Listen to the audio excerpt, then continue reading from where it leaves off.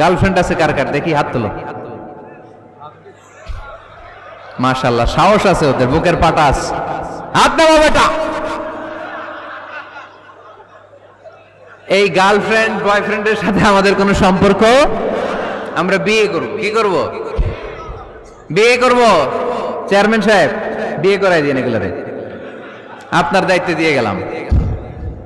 এই girlfriend boyfriend এগুলো ইসলামের কালচার নয়। বিয়ের চেয়ে ভালো কাজ পৃথিবীতে হতে পারে? বিয়ে করতে গেলেই বাপে বলে আগে নিজের পায়ে দাঁড়া। তো এতদিন ও কার পায়ে দাঁড়াইছে? ছেলে মেয়েদেরকে সাহস দেন, ছেলেও পড়বে। ওই যে একজন চিল্লান দিয়ে উঠছে, ওর কমন পড়ছে। কমন পড়ছে, মাশাআল্লাহ। গার্ডিয়ানরা যারা আছেন ওদের দুঃখ কষ্ট একটু বুঝছেন আপনারা, মিলাই দিয়েন ওদেরকে, বিয়ের পিড়িতে বসায় দিয়েন। বিয়েতে কল্যাণ, বিয়েতে বরকত। বিয়ের মতো ভালো কাজ হতে পারে না। সব নবীরা বিয়ে করেছেন। আর নিকাহ মিন সুন্নতি, বিয়ে আমার সুন্নাত। ফামান রাগিবা আন সুন্নতি ফালাইসা মিন্নি, যে আমার সুন্নতকে ভালোবাসে না সে আমার উম্মত হতে পারে না। বিয়েটাকে সহজ করে দেন। যেই সমাজে বিয়ে সহজ ওই সমাজে জিনা কঠিন, তাই না?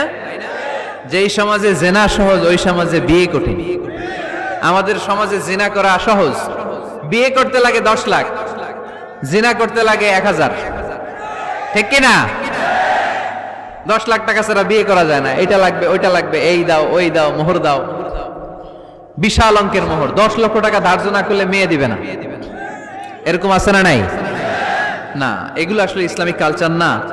ছেলের বাবা মেয়ের বাবা উভয়কে আমি বলি বিয়েটা সহজ করে দেন, সহজ করে দেন।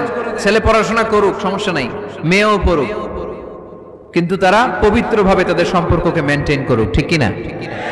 তাদের এই যৌবনের তাড়নায় যে পাপের সাথে জড়াবে তার পার্সেন্টেজ গুনাহ বাবা হিসেবে আপনার কাঁধেও আছে না নাই?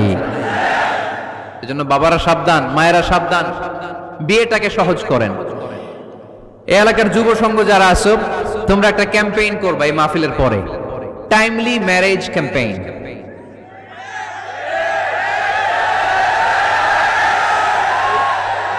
Timely marriage campaign. সময় মতো বিয়ে দিতে হবে, দেরি করা যাবে।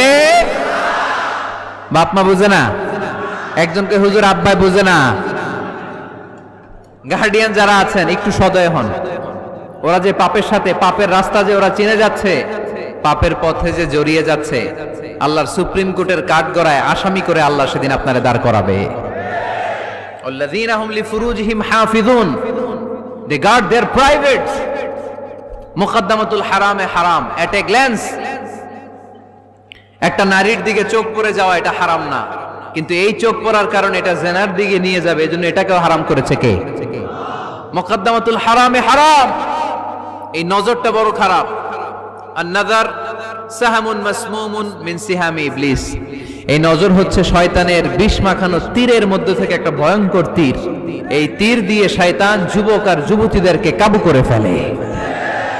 আমরা শয়তানের হাতে ধরা দিতে চাই না, আমরা বিয়ের মতো পবিত্র বন্ধনে আবদ্ধ হতে চাই, ঠিক কি না?